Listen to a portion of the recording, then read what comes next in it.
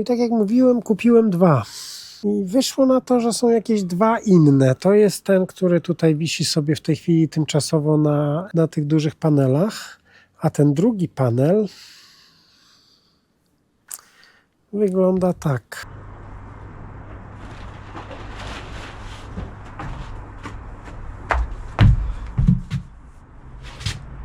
Chodźcie szybko, to coś Wam pokażę. No witam Was serdecznie po raz kolejny. Dzisiaj tak plenerowo, bo pogodę mamy, tak jak widać, super. Pamiętacie, ostatnim razem mówiliśmy troszeczkę na temat tego urządzenia. To jest mikroinwerter, który pracował nam tutaj z tymi dwoma 100-watowymi panelami. Tak jak mówiłem wcześniej, że postaram się dokupić dwa panele, takie duże, i podłączyć to do tego mikroinwertera, żeby zobaczyć, jak naprawdę on działa i czy w ogóle warto, czy to się opłaca. Dzisiaj mamy lany poniedziałek. Panele, które zamówiłem, przyjechały w czwartek. Tutaj w Anglii w piątek był wolny od pracy, ale w czwartek dotarły dwa takie piękne, czarne panele Aiko. Jak zobaczycie sobie tutaj jego wielkość, on jest dużo krótszy niż te, które mam tutaj na szopce. Ten panel ma 480 W. No i technologia jest zupełnie inna. Ten jest cały czarny, tamten nie jest. No i tak jak mówiłem, kupiłem dwa. I wyszło na to, że są jakieś dwa inne. To jest ten, który tutaj wisi sobie w tej chwili tymczasowo na tych dużych panelach. A ten drugi panel wygląda tak. To jest dokładnie ten sam panel, tylko z własnej głupoty postanowiłem go pobić. Znaczy nie, że postanowiłem. Na szybko chciałem podłączyć do mikroinwertera i postawiłem go koło płotu. No i niestety, zobaczcie, co się stało. Panel przestał istnieć. Ja pokażę Wam w tej chwili. Oczywiście one tutaj pod różnym kątem są, więc słońce na nie nie świeci tak samo. Ja teraz włączę tutaj screen recording na aplikacji, żeby pokazać Wam, jak te panele się zachowują tutaj. W tej chwili ten panel, to jest panel PV1, produkuje 83 W. Ale dlatego, że słońce postanowiło zajść sobie za chmurę. Tak jak widać tutaj na załączonym obrazku, tych watów jest niewiele. Natomiast ten pobity panel, to jest PV2, on produkuje teraz 17 W.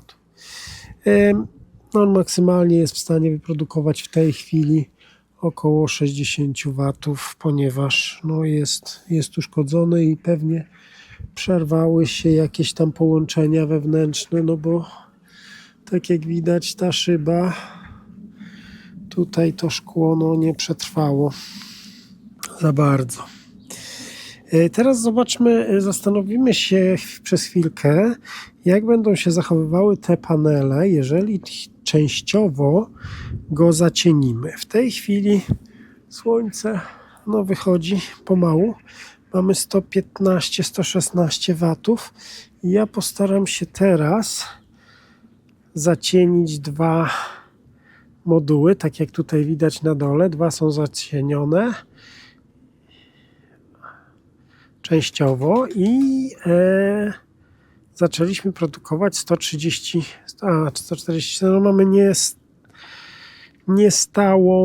niestałe nasłonecznienie. W tej chwili jest 177 W. Zasłonimy 160, 155, odsłonimy 179, 193. Jeżeli zasłonimy więcej, no to mamy, tak jak tutaj widać na załączonym obrazku, 168. Przejdziemy w inne miejsce. 150 9 jeszcze w inne miejsce, 167 i odsłonimy. No i rośnie nam to do 230.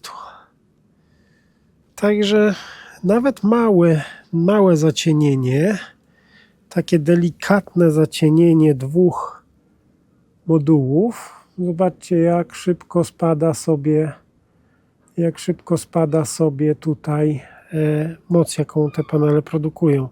Jeżeli damy cień na 3 moduły, a teraz chyba słońce bardziej zaczyna świecić, bo bez zacienienia mamy 255 watów. A teraz jeszcze zrobimy jedną rzecz. Ja tutaj postawię kamerę tak, żeby ona Wam pokazywała te panele.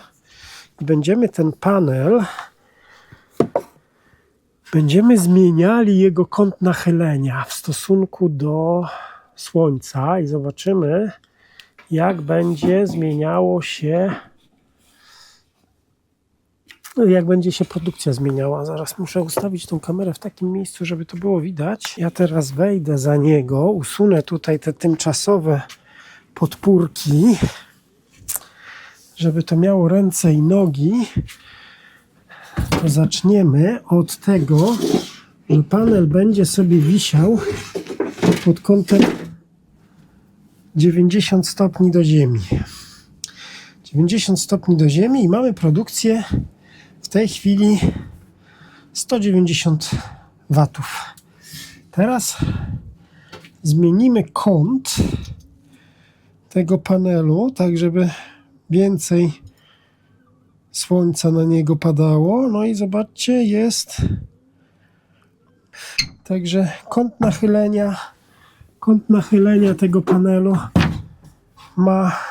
ma znaczenie, jeżeli chodzi właśnie o produkcję tej energii. Teraz zobaczcie, teraz jest taka sytuacja. Jeżeli zobaczymy sobie tutaj na ten kawałeczek, no to widzimy, że tutaj mamy minus 308 watów w szopce, tak, minus 308 watów i że dom w tej chwili pobiera 2,3 kW. Natomiast, bo pewnie ktoś coś włączył. Panele produkują nam w tej chwili 3 kW. Te panele główne mamy tam 90% na jednym akumulatorze, na jednej baterii i 82% na drugim. Ale to, co nas interesuje w tej chwili, to są te dwie wartości. Minus 288 i pobór prądu w domu 2,5 kW. I teraz zobaczcie, co się stanie, jak ja wyłączę ten mikroinwerter. I weźmiemy go, wyłączymy. O. I zobaczcie, od razu skoczył na 11, bo to jest zużycie u mnie w szopce. Teraz ja to z powrotem włączę. Włączyłem z powrotem mikroinwerter, to on potrzebuje troszeczkę czasu, żeby zobaczył, czy jest sieć i żeby zsynchronizował sobie częstotliwość. No jak widać, to trochę trwa, ale już zaczynamy produkować. Jest minus 7, powolutku, minus 60,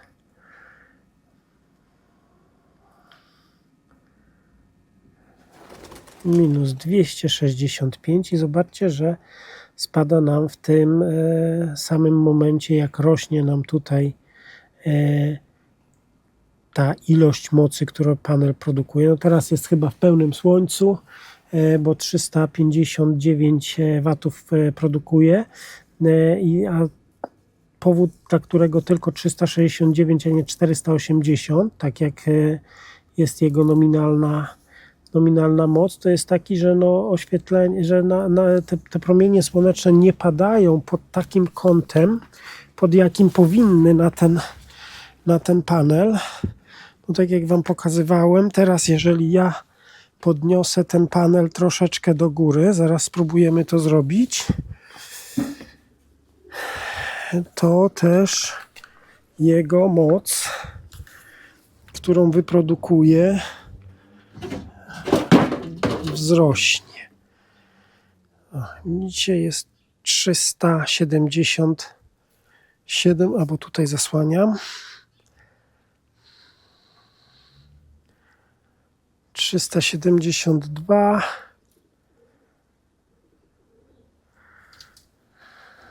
Więc teraz go sobie spokojnie opuścimy tak jak on tam był.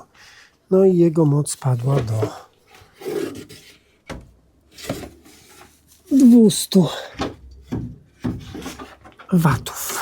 I teraz to, o czym chciałem powiedzieć. Jeżeli będziemy mieli taki mikroinwerter, to on nam tylko i wyłącznie będzie działał w ten sposób, że obniży nam, tak stanę, żeby słońce nie świeciło, obniży nam ten bazowy pobór prądu. Także nie jest to tak, że ten mikroinwerter zastąpi nam taką dużą, normalną instalację fotowoltaiczną, ze względu na to, że mamy pewne ograniczenia. Bo teraz wyobraźcie sobie taką sytuację. Jeżeli ktoś kupi sobie na przykład 2 takie mikroinwertery, no i będzie chciał sobie takie panele postawić na ogródku, ale ogródek jest dosyć daleko i te panele będą w takim miejscu, w którym oczywiście słońce musi na nie świecić, więc nie w każdym miejscu będzie można je postawić. Więc jeżeli te 2 mikroinwertery będą na przykład wpięte do przedłużacza i przedłużacz będzie wpięty dopiero do gniazdka, no to co się stanie? No to te mikroinwertery się wzbudzą, zobaczą częstotliwość, zobaczą napięcie, zaczną pracować i jest wszystko pięknie, ładnie, bo będziemy mieli 2 razy tam powiedzmy po 400 watów, czyli to jest 800, 1600 watów będziemy sobie wpychali do naszej instalacji, ale to będzie miało sens tylko i wyłącznie wtedy, kiedy te 1600 watów będziemy odbierali, bo jeżeli nasz pobór, ten bazowy, ten pobór w domu, w którym akurat w tej chwili jest, będzie mniejszy niż te 1600 watów, no to nadwyżka tej energii zostanie wypchnięta do sieci. No i tutaj to jest nie do końca dobre, no bo to jest energia, że tak powiem, stracona. Ale co się teraz stanie w momencie, kiedy wyciągniemy wtyczkę od tego przedłużacza z gniazdka? Teoretycznie odepniemy się całkowicie od sieci. Ale w związku z tym, że mikroinwertery, one już generują ten prąd, już generują nam te 230 V i 50 Hz częstotliwość, to te inwertery będą widziały siebie nawzajem, a jeżeli będą widziały siebie nawzajem, to będą cały czas produkowały, pomimo tego, że wtyczka będzie odpięta od naszej instalacji, przedłużacz będzie odpięty od naszej instalacji. No i w tym momencie na wtyczce mamy napięcie, które jest napięciem niebezpiecznym. To jest jedno z takich niebezpieczeństw, które grozi nam, jeżeli będziemy robili coś nie tak, jak powinniśmy. Bo jeżeli to będzie jeden mikroinwerter, no to nic takiego się nie stanie. Natomiast jeżeli już będziemy kombinowali, to musimy wiedzieć, jak kombinujemy i jak to zrobić, żeby siebie nie zabić. W związku z tym, że ten wspaniały panel Aiko nowej generacji jest w takim, a nie innym stanie, tutaj pięknie nam się potłukł, zrobiła się fantastyczna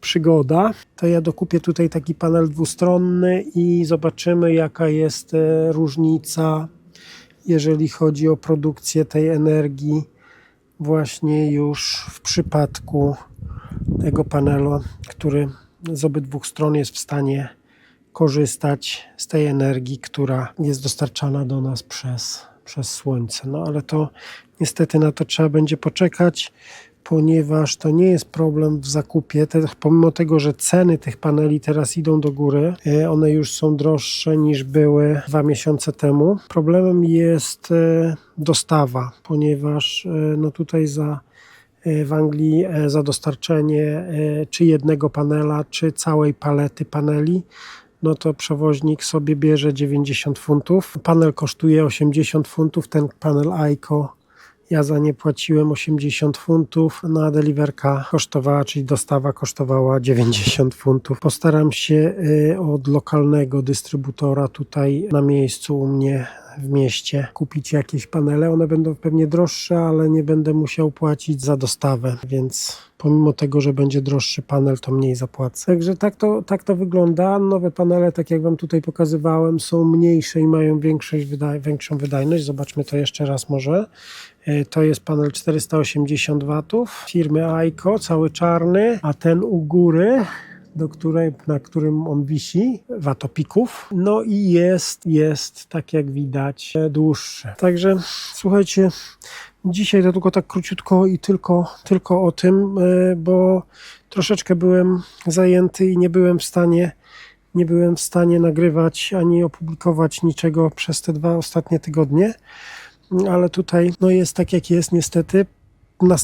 Następny film będzie już tak jak mówiłem, będziemy porównywali pobór prądu, pobór mocy przez inwertery, które są całkowicie nieobciążone, ten jałowy pobór prądu, tego prądu, które inwertery potrzebują, żeby móc cokolwiek produkować. Tymczasem wielkie dzięki za oglądanie.